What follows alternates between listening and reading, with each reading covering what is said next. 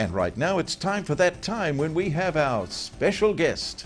Tonight's special guest is Lincoln Gould, CEO of the Booksellers Association. Lincoln has joined us tonight to celebrate our New Zealand Book Month throughout the month of March and help us baby boomers understand the impact of digital downloads, Kindles and iPads. We welcome Lincoln Gould as our special guest on The Beat Goes On. Lincoln Gould, welcome to The Beat Goes On. Thank you very much for inviting me. Big changes in the world of books. It's all changing, isn't it? It is. That's my Christmas reading list. Now, the last big change was way back in the probably the 14th century when the monks sort of lost their business, and they lost their business because the printing press came in. Yes, there's been a lot of change in the book industry for even before that. Change goes on. The reason you're on the program today is that many of my baby boomer friends, they're proudly showing me their iPads and their Kindles. And they're saying, wow, I'm reading again. So, Lincoln, you're from Booksellers New Zealand. Tell us all about Booksellers New Zealand first, then we'll get on to these fascinating changes that are occurring, especially for baby boomers. Booksellers New Zealand is a trade organisation representing about 360 bookshops in the country, both the chains, Whitcoll's, Paper Plus, and now recently the Warehouse, and about 120 independent bookshops around the country.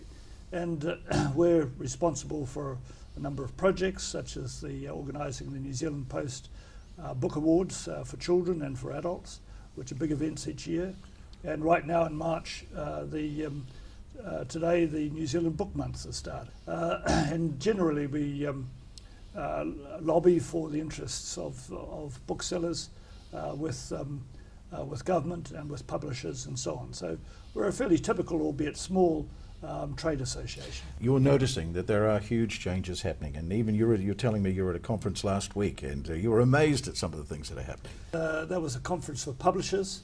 It was focused on the digital challenges that are coming into the industry, which are just amazing, and it's quite stunning. And the bookshops are facing a great deal of change.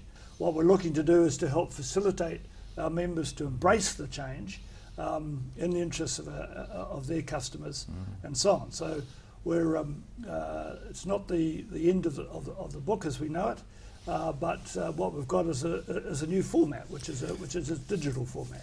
But look, there was something wonderful about a book, wasn't it? You know, the way you hold it in your hand and you opened it and... You're going to tell me you like the smell of a book. Oh, I love the smell of it. We love smelly people. People who smell books are great. Let's smell it. Oh, beautiful. Up comes the print. So now that's all. We're going to lose all that, aren't we? And, well, no, that'll still be there. But you'll also have a new experience, a different experience. So what are we going? This is what we're going to now. Let's pick that up and have a look at it. And that's what I've got is just a straight book on there. It's S.J. Watson's Before I Go to Sleep, which is a new book out, and I experimented with buying it on my iPad. It's an interesting way to read a book. I travel by train into Wellington each day with my wife, an hour in and an hour out. And actually an iPad or a Kindle or something like that is very useful. But we noticed at Christmas time, particularly my wife, she didn't pick up her iPad once. She just read the books.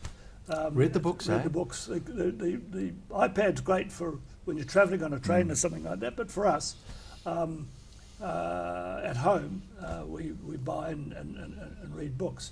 But the interesting thing about what is happening in digitalisation of books and so on is it's not just an electronic or digital translation of a book, as it were, but it's a whole new type of experience, because with these things you can put videos in, you can have children's books which teach the children how to pronounce the words that they're reading, you can have interviews embedded with the authors, you can have a whole lot more information about the history that might be talked about in the book that's available online and so on.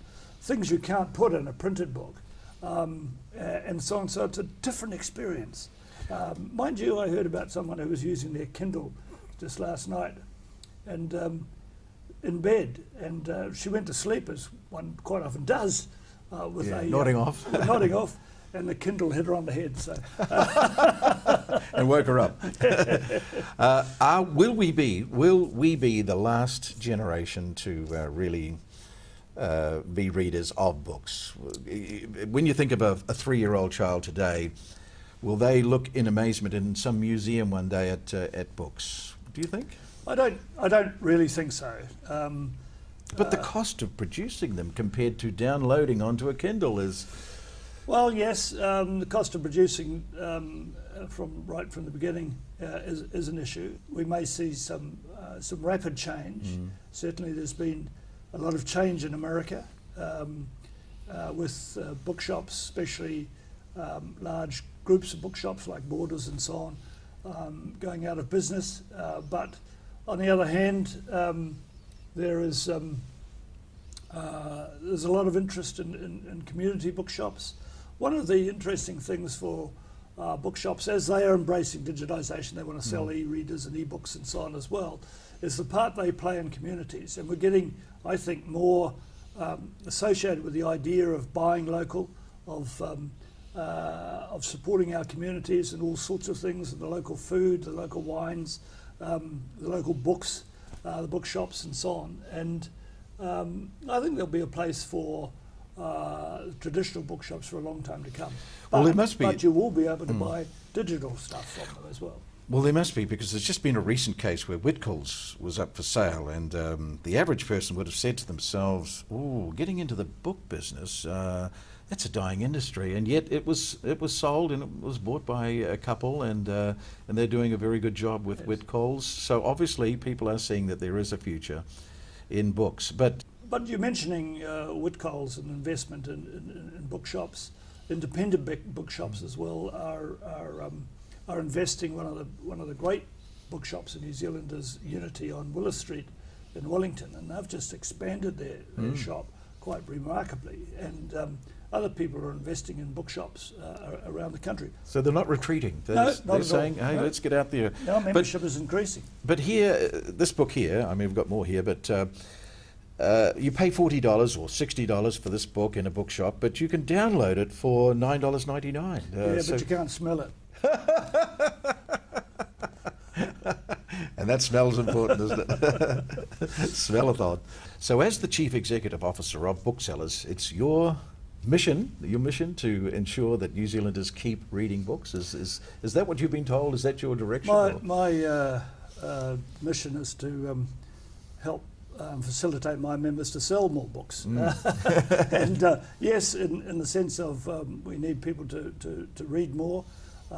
We're engaged in a lot of different projects with that. We're managing Bookmonth, which is a huge program to help develop literacy and reading within communities. There are more than 200 events this month, right throughout communities and bookshops and libraries and local church halls and so on, associated with authors talking to local communities. Dame Fiona Kidman, for instance, is getting on a train and going to Otrahonga and Taihape and so on by train to talk to local people. Authors are travelling all over the country. So it's all about development of reading. What feedback are you getting from all the different booksellers? The gung-ho, they are confident? Yes, there are a lot of challenges out there. The Kindle is not, they don't see that as the death knell? Well, no, I don't think they do. I was in a community bookshop down out of Melbourne the other week, and it was very interesting, where I asked the owner what he saw as the biggest challenge in the next 12 months. And I was fully expecting him to say the arrival of digital Kindles and iPads and things, but he just was just focusing on the dangers in the Australian economy. Now, we've been through that here, and bookshops have found it tough, like all retail has in New Zealand. The baby boomers, for instance, haven't been spending quite as much because there's been a lot of money lost a lot of money lost in the crash of the finance companies and so on. So it's been a tough time, but they're still there. All the bookshops are still there, and they're looking at their business models. They're looking at how they can provide better services to their communities and so on. So I think they'll be there for a while. Well, we have to finish now, Lincoln, but I'm going to ask a big favour of you. We've got some great viewers out there, and they love to read. They're baby boomers, and as a man that's in charge of Booksellers New Zealand, we should be able to twist your arm and get 3 books off you. I think we could do that. No trouble at all. As long as we could publish that on our Facebook and Twitter and our social media, because we love getting in contact with readers and so on too. What we need is a simple little question, and they'll put that in the subject line, and they'll email Jared at The Beat Goes On and put the answer in the subject line, and 3 of these viewers could win themselves a book of this size. Yes. Something really nice. Something like that. To the value of... Well, I'm not sure what the value would be, but we'll do it properly. We run a lot of competitions. And do you want a question? A question? Yes. Right now? Well, they could go to www.booksellers.co.nz and have a look at the New Zealand Post Children's Book Awards page and tell us just one of the finalists that have just been announced this week of the 2012 Children's Book Awards. That's pretty simple, isn't it? Yeah, I think it's so. I'll just repeat it again, just to make sure. Just go to your website, which is www.booksellers.co.nz, and there you'll see a list of all the finalists for the Children's Books Awards. Yes. Just one name, put it in the subject line, and you could win yourself a book. Lincoln, it's been great, and well, hope to see you back again to keep us up to date on what's happening with